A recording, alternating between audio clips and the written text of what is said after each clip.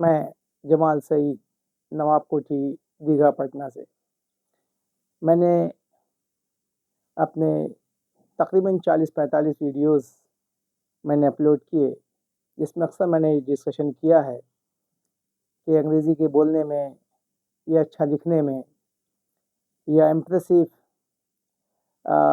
Writing हो, impressive आपका spoken हो, तो उसके लिए ज़रूरी है कि आपके पास अल्फाज का ढेर होना चाहिए। और जो अल्फाज है, अलग अलग चीज़ के लिए अलग अलग लफ्ज़ है।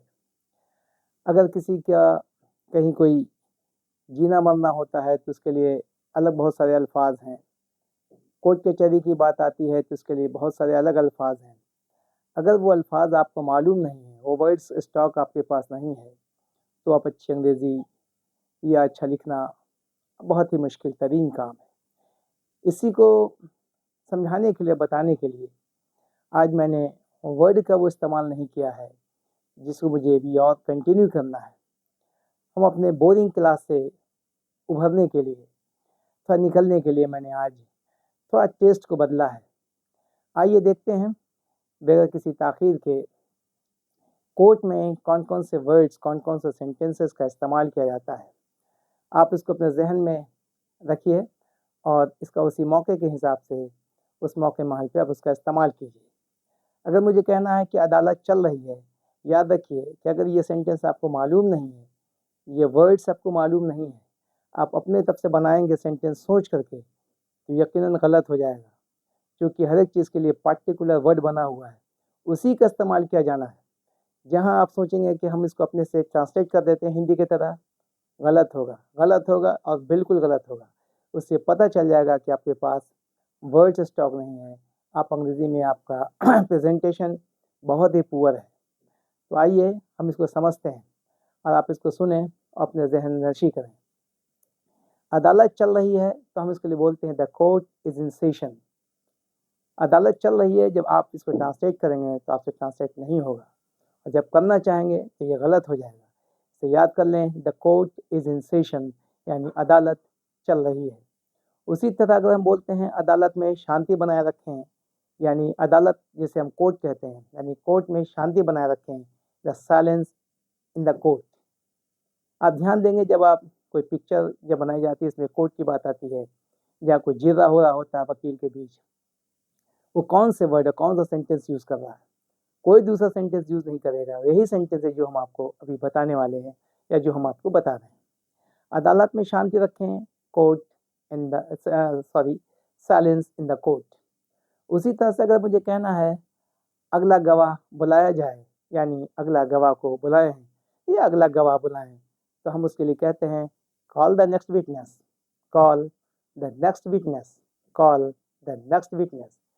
उसी तरह से जब आप देखा होगा बराबर जो है कोर्ट में जब किसी बात पे जब ऑब्जेक्शन लगाता है, तो हम उसे कहते हैं ऑब्जेक्शन योर ऑनर।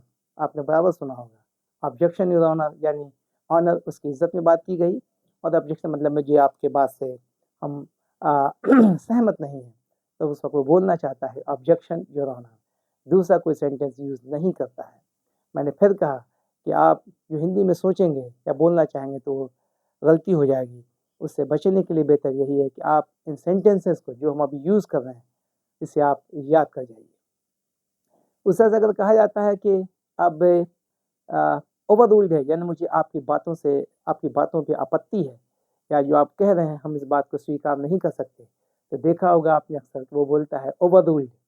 क्या कहता है? Over ruled, over ruled, over ruled, यानी आपत्ति है आपकी बातों से, यानी आपके विचार से। उस तरह से जब आपत्ति की जगह पर हम बोलते हैं कि मुझे स्वीकार है, यानी आपकी बातों से हम स्वीकार करते हैं, यानी एक्सेप्ट करते हैं, तो हम यहाँ पे एक्सेप्ट नहीं बोल करके बोलते हैं sustained, sustained, sustained, SUSTAINED, sustained. तो आप समझ लीजिए, आपत्ति जताते हैं तो कहते हैं ओवररूल्ड, एक्सेप्ट करते हैं तो एक्सेप्ट नहीं करके बोलते हैं सस्टेन्ड। जाहिर सी बात है कि आपको इसका इल्म नहीं होगा, ज़्यादातर लोगों को, मैं सबकी बात नहीं कर रहा हूँ, विद अ फ्यू एक्सेप्शंस, है ना।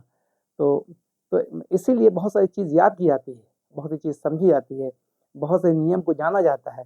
उसी नियम के साथ साथ हम अंग्रेज़ी बोलते हैं, अंग्रेज़ी लिखते हैं और बेहतर बोलने के लिए अच्छी से अच्छी राइटिंग हो, अच्छा से अच्छा लिखें, उसके लिए हमारे पास वर्ड स्टॉक, वो प्रॉपर सेंटेंस हमारे जहन में रहना चाहिए, ताकि हम न्यूज़पेपर्स को, ताकि किसी अंग्रेज़ी के मैगज़ीन को हम आसानी से, किसी नावल को आसानी से समझ सकें।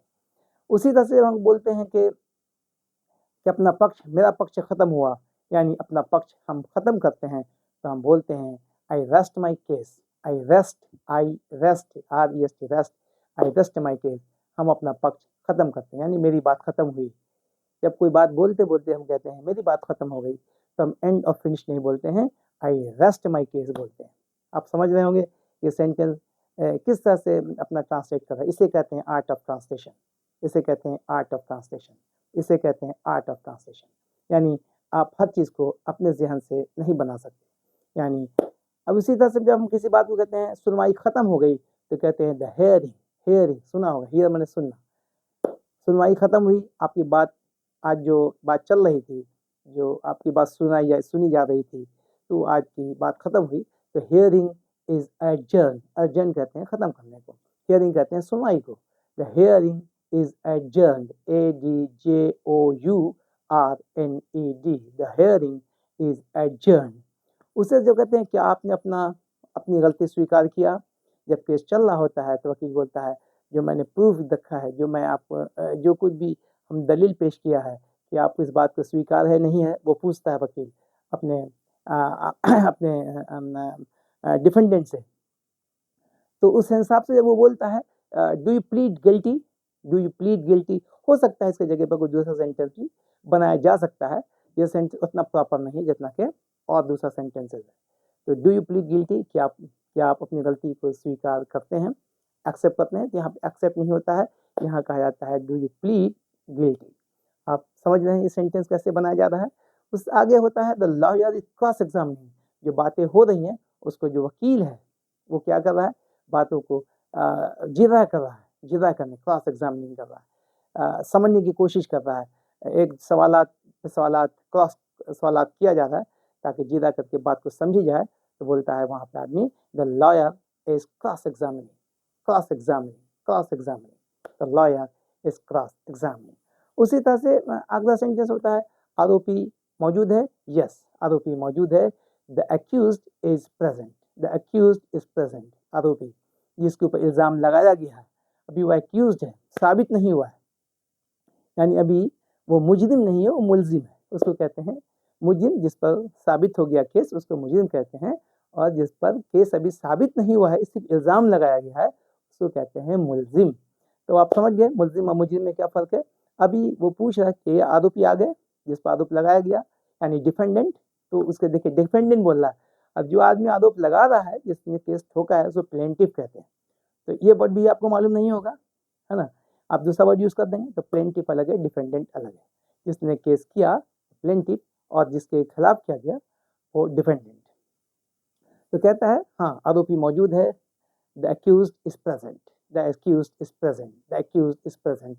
उस तरह से बेल हो गया भाई, देखा होगा पेपर में आता है, सुर्खी लगा रहता है ना। बेल हो गया उनका, bail is granted, bail is granted. दूसरा वर्ड नहीं है, दूसरा वर्ड नहीं है, दूसरा सेंटेंस नहीं बना रहा, बेल इज ग्रांटेड। बेल नहीं हुआ, bail denied, bail is denied, bail is denied. Denied कहते हैं अस्वीकार करना, बेल नहीं किया गया, बेल नहीं कबूल हुआ, बेल एक्सेप्ट नहीं हुआ, बेल इज डिनाइड। उधर क्या कह रहा है, बेल हो गया, बेल इज ग्रांटेड। याद कीजिए, सब सेंटेंस याद कीजिए, bail is granted, bail is denied. Hope आप मेरी बात समझ रहे होंगे। ये तमाम सेंटेंसेस को याद करना होगा जब वकालत की बात हो रही है, कहीं पे केस मुकदमे की बात हो रही है, तो वहाँ पे ऐसे ही सेंटेंस का इस्तेमाल किया जाता है, ताकि लोग समझ सके कि आपको इससे रिलेटेड जो है प्रॉपर सेंटेंस, प्रॉपर वर्ड आपको मालूम है। नहीं तो आप अपने जहन से कुछ चीज़ बनाएंगे तो जाहिर सी बात है कि गलती सरजद हो जाएगी। Hope you are getting my point. Thank you.